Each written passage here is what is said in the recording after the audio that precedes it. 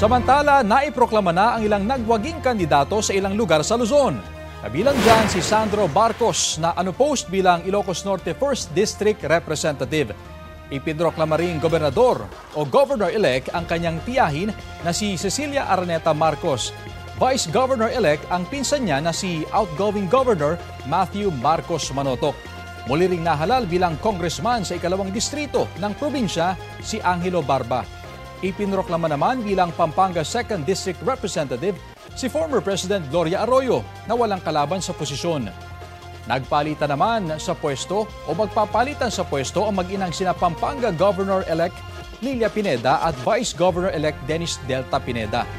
Re-elected naman sa Bulacan ang actor-turned-politicians na sina Governor Daniel Fernando at Vice Governor Alex Castro.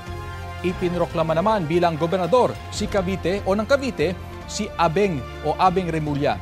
Vice Governor si Ram Revilla Bautista. Habang sa Laguna, ipinroklamang gobernadora si Sol Aragones.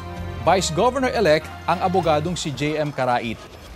Nagbabalik sa pagiging gobernadora ng Batangas si Vilma Santos Recto. Vice-gobernador niya si outgoing Governor Dodo Mandanas. Ipinroklama naman na congressman ang anak ni Vilma na si Ryan Christian Recto sa ika-6 na distrito ng Batangas.